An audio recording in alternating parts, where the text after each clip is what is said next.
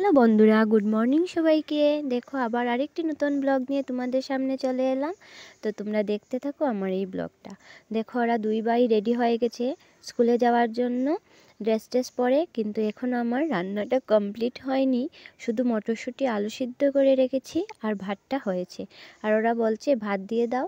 তারপর বললাম ঠিক আছে, তোমরা আলু সিদ্ধ বাটার দিয়ে ভাতটা খেয়ে নাও, আর ওইদিকে আমি টিফিনটা রেডি করছি। রুটিও বানিয়ে নিয়েছি আর মটরশুঁটি আলু সিদ্ধ দিয়ে একটা তরকারি বানিয়ে দিয়েছিলাম। তারপর ওদেরকে ব্যাগপত্র গুছিয়ে টিফিন রেডি করে দিলাম। আজ আমি আর স্কুলে যাব না, আমার ভাসুর ওদেরকে স্কুলে নিয়ে যাবেন।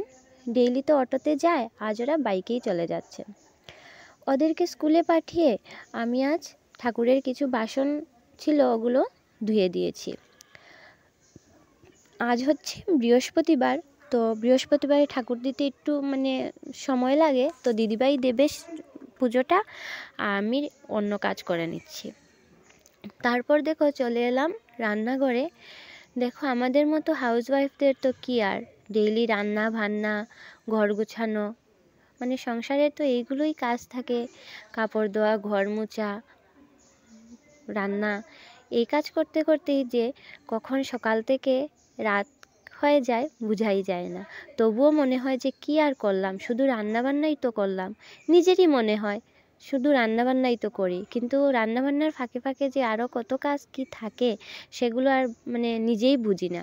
শুধু কি সকাল থেকে রাত অবধি বুঝতেই পারি যে না, শুধু রান্নাবান্নাই করলাম। তারপর দেখো আমি কেটে নিয়েছিলাম সবজি, তো এইগুলো দিয়ে বানাবো ম্যাগি। অন্যদিন তো সকালবেলা যদি ম্যাগি বানাই শুধু সেদ্ধ দিয়েই রেখে দেই, তো ভাবলাম সময় যখন আছে তো একটু ভালো করেই বানাই। আর ওরা বাড়িতে নেই, তো একটু ঝাল ঝাল করে বানালাম। বাচ্চারা থাকলে তো আর ঝাল টাল দেওয়া যায় না, ওদেরকে ঝাল ছাড়াই দেই, আর নিজেও কখনো খেয়ে নেই ঝাল ছাড়া। তো আজ বললাম না, একটু ভালো করেই বানাই। তো সবজিগুলো ভাজার জন্য বসিয়ে দিয়েছি, আর ম্যাগিটাও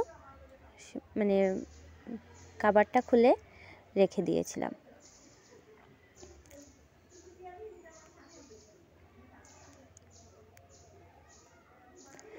ওইদিকে দেখো আমার ম্যাগির সবজিটাও ভাজা হয়ে গেছে, আর সাথে আমি ম্যাগিটাও দিয়ে দিয়েছি, আর ম্যাগির মশলাটাও দিয়ে দিলাম।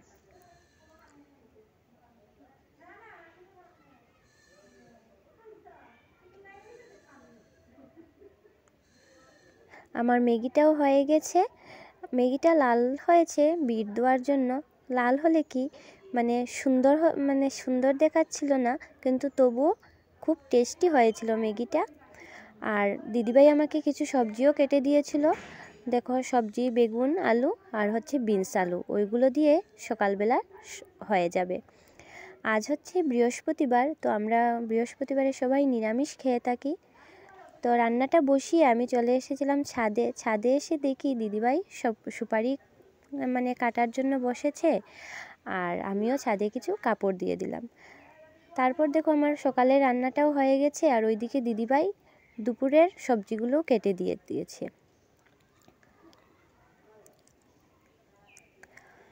তারপর দেখো একসাথেই বসিয়ে দিয়েছিলাম ডাল সিদ্ধ, আর ওইদিকে হচ্ছে বেগুন ভাজা করছি। বেগুন ভাজা হয়ে যাওয়ার পর লাউয়ের যে ডুবোগুলো ছিল ওগুলো দিয়ে একটা চচ্চড়ি বানিয়ে নিয়েছি। আর কিছু ছোটো আলু ছিল, ওগুলো কেটে দিয়েছিল, ওগুলো ভাজা বানিয়ে নিয়েছি। ওইগুলো করতে করতে আমার ডালগুলোও সিদ্ধ হয়ে গিয়েছিল। তো ডাল সিদ্ধ হয়ে যাওয়ার পর কিছু শুকনো লঙ্কা দিয়ে ফোড়ন দিয়ে দিলাম, আর ডালটাও সম্বাস দিয়ে দিলাম।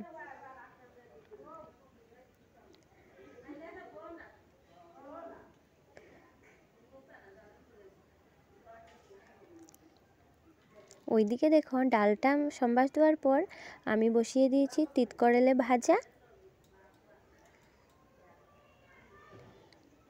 তারপর দেখো আগে যে বেগুনগুলো ভাজা করে রেখেছিলাম ওগুলো ডালের মধ্যে দিয়ে দিয়েছি।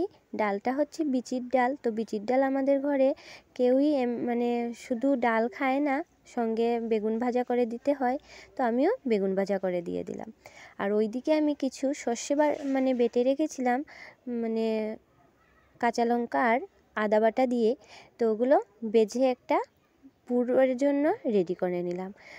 এতগুলো দিদিভাই কেটে দিয়েছে, তবুও ভাবলাম যে না, যেমন কম হয়ে গেছে, তো আমি কিছু ক্যাপসিকাম কেটে নিয়ে এসেছি, ক্যাপসিকাম দিয়ে বানাবো পুর।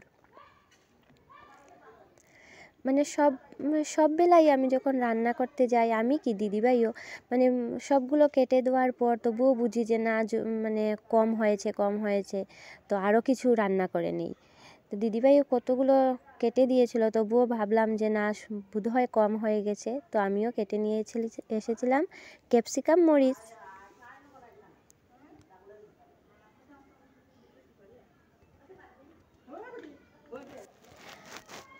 ওইগুলো আমি এখন মানে একটা পুর বানিয়ে নিয়েছি। তারপর দেখো আমার দুপুরের রান্নাটাও হয়ে গেছে, আর সবাইকে খাওয়া দাওয়া দিয়ে নিজেও খেয়ে দিয়ে অল্প ঘুমিয়ে পড়েছিলাম। আর ঘুম থেকে উঠে অল্প চা বানালাম সবার জন্য, আর সাথে সাথে বাচ্চা দুটোকে দিয়ে দিলাম ম্যাগি। ওরা দুই ভাই ম্যাগি খেয়ে নিয়েছে কি খাচ্ছে। আর ওইদিকে দেখো কর্ণব বলছে যে আমাকে ভিডিও করো না, আমি লুকিয়ে লুকিয়ে ভিডিও করেছিলাম। আর ওইদিকে দেখো স্বর্ণব বলছে ভিডিও আমাকে করবে না। আর ওরা দুই ভাই দেখো স্বর্ণবকে খাইয়ে দিচ্ছে। তো বন্ধুরা, আমি আমার ব্লগটা এখানেই শেষ করছি। তোমরা প্লিজ আমার ব্লগটা দেখো, কমেন্ট করো আর জানাও যে আমার ব্লগটা তোমাদের কীরকম লাগে। তো এখানেই আমার ব্লগটা শেষ করছি। Bye bye.